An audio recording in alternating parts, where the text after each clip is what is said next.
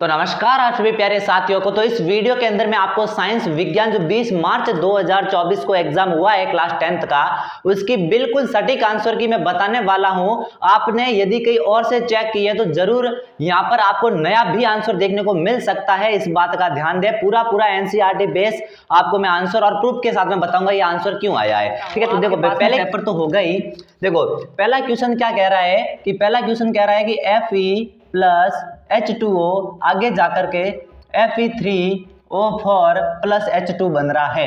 इसके अंदर आपको पूछा था कि उपरोक्त अभिक्रिया के संतुलित समीकरण में Fe का गुणांक बताना था। तो देखो Fe का गुणांक का मतलब Fe के आगे कितना है, ये देखो यहाँ पर तो एक ही है।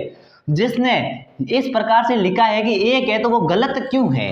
क्योंकि इसने नीचे सवाल पढ़ो आप, नीचे कहा है कि संतुलित समीकरण में, जबकि ये तो संतुलित है ही नहीं।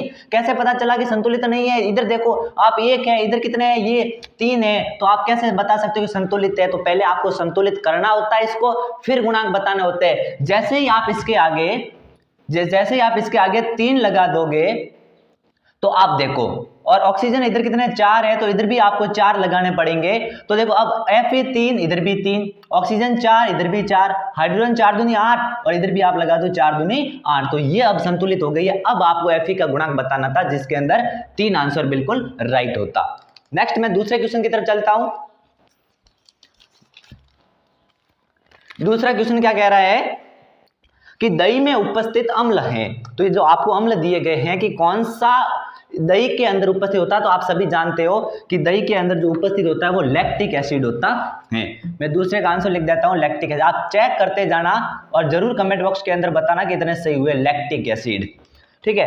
तीसरा एक ऊष्मा का सबसे अच्छा चालक है। ये ध्यान रखना कि ऊष्मा का वैसे तो सबसे अच्छा चालक चांदी होता है, लेकिन ऑप्शन में है नहीं चांदी। तो आपकी एक बुक के अंदर एक लाइन लिखी है कि चांदी तथा कॉपर ऊष्मा के अच्छे चालक है, जबकि लेड तथा मरकरी ऊष्मा की कुल चालक धातु है उनकी तुलना के अंदर। ये आपकी लाइन तीसरे पार्ट के अंदर मेंशन की हुई है। तो इसके अंदर जो आपके आंसर हो जाएगा तीसरे का, वो हो जाएगा कॉपर।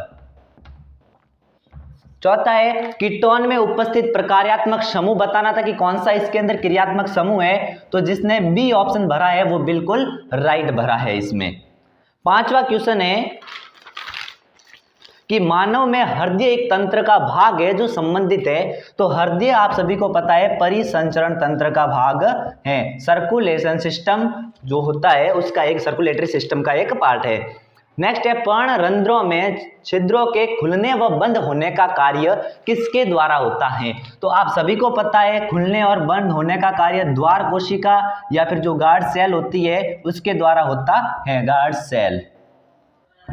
ठीक है। नेक्स्ट क्वेश्चन आपसे क्या कह रहा है कि कौन सी अंतःस्रावी ग्रंथि सभी अंगों में वृद्धि को प्रेरित करती है। तो सभी अंगों में वृद्धि प्रेरित करने वाली ग्रंथि कौन सी है? पीयूष ग्रंथि हो जाएगा, जो हमारे यहाँ पर मस्तिष्क के अंदर होती है। नेक्स्ट मैं आपको बता देता हूं, पूरे इधर ही लिख देता हूं, आप चेक कर देना एक साथ में। और 8वां क्वेश्चन है कि जब पुष्प में पुंकेसर एवं स्त्री केसर दोनों उपस्थित हो, तो दोनों उपस्थित हो उसे द्विलिंगी कहते हैं, जबकि द्विलिंगी तो ऑप्शन में था ही नहीं। तो इसका दूसरा नाम भी उभयलिंगी ही होता है। उभयलिंगी या बाइसेक्सुअल हो जाएगा इसका आंसर, उभयलिंगी। और जिसके अंदर आप सभी को पता है मक्का और पपीता, आपको बताया था कि माता पिता एक लिंग के होते हैं, तो एक लिंगी पुष्प है वो, और बाकी वाले जो भी सरसों गुड़हल है वो द्विलिंगी पुष्प के अंदर आते हैं। नेक्स्ट क्वेश्चन है पुरुष में लिंग गुणसूत्र कौन से है। 9वां क्वेश्चन है पुरुष में लिंग गुणसूत्र XY हो जाएगा, और संतति का निर्धारण भी पुरुष के लिंग गुणसूत्र के द्वारा होता है। नेक्स्ट है एक व्यक्ति समतल दर्पण से 3 मीटर की दूरी पर खड़ा है। कोई व्यक्ति है, समतल दर्पण मान लो ये समतल दर्पण है, इसके सामने ये 3 मीटर की दूरी पर कोई व्यक्ति खड़ा है, ये 3 मीटर की दूरी पर खड़ा है, और आपको पता है इसका प्रतिबिंब जो बनेगा वो भी दर्पण से 3 मीटर की दूरी पर ही बनेगा, इस बात का ध्यान देना। नेक्स्ट क्वेश्चन है व्यक्ति तथा उसके प्रतिबिंब। व्यक्ति तो यहाँ है, उसका प्रतिबिंब ये है, तो इनके बीच की दूरी कितनी है? तो देखो 3 तो ये और 3 ये, टोटल 6 मीटर दूरी आ जाएगी। जिसने 3 भरा है वो बिल्कुल गलत है, इस बात का ध्यान देना। तो 6 मीटर इसका आंसर राइट हो जाएगा। नेक्स्ट आपके 11वां क्वेश्चन है कि प्रकाश अपवर्तन की घटना में यदि साइन आई, ये कह रहा है कि प्रकाश के कोई अपवर्तन की घटना हो रही है। 11वां क्वेश्चन, आप सभी को पता है कि म्यू बराबर sine i upon sine r बराबर आप पढ़ते हो स्नेल का नियम।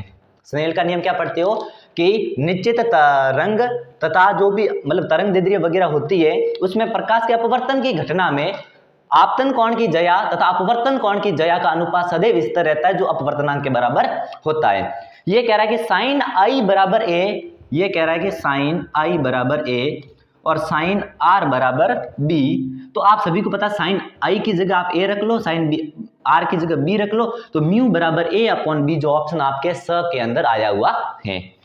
नेक्स्ट है अग्रिम सूर्योदय तथा विलंबित सूर्यास्त का कारण है। जब इसमें कलर पूछता ना कि सूर्य उगते समय और ढलते समय लाल क्यों दिखाई देता है, तो फिर इसके अंदर प्रकीर्णन या जो मतलब कलर का होता है वो आ जाता। लेकिन इसके अंदर पूछा है कि वो पहले क्यों उगता है बाद में क्यों ढलता है, वो बात है वायुमंडलीय अपवर्तन के कारण है। जो आपके ऑप्शन है 12वें का वो वायुमंडलीय अपवर्तन आ जाएगा, वायुमंडलीय अपवर्तन। यहां पर मैं साफ कर रहा हूं, आप जल्दी देख लेना इनको एक बार। नेक्स्ट क्वेश्चन है कि दिए गए त्रिभुजाकार प्रिज्म के लिए विचलन कोण का मान कितना है। आपको बताया था कि विचलन कोण का मान कैसे निकाला जाता है। इस प्रकार से किरण आ रही है, ये किरण निर्गत हो रही है, अब देखो जब निर्गत किरण को पीछे की तरफ बढ़ाया जाए तथा आपतित किरण को आगे की तरफ बढ़ाया जाए, इनके बीच बनने वाले कोण को क्या कहा जाता है, विचलन कोण कहा जाता है। और विचलन कोण यहाँ पर x है, तो ऑप्शन नंबर स के अंदर यहाँ पर आपके x आ जाता था कि जब आपतित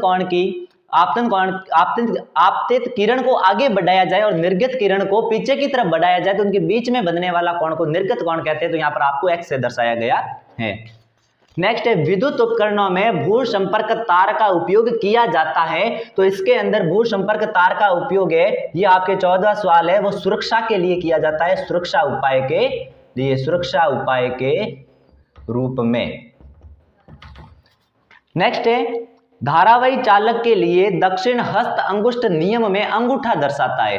अंगूठा क्या दर्शाता है, तो आप सभी को पता है कि अंगूठा है वो धारा की दिशा को दर्शाता है। अंगूठा विद्युत धारा की दिशा को दर्शाता है। ऑप्शन सी इसके अंदर बिल्कुल राइट हो जाए। ये ऑप्शन वाले क्वेश्चन के मैंने आंसर दिए। नेक्स्ट वीडियो के अंदर 1 नंबर और खाली जगह के मैं आंसर दूंगा और बिल्कुल सटीक आपको बताऊंगा किस प्रकार से आंसर निकले। तब तक के लिए आप सभी को धन्यवाद।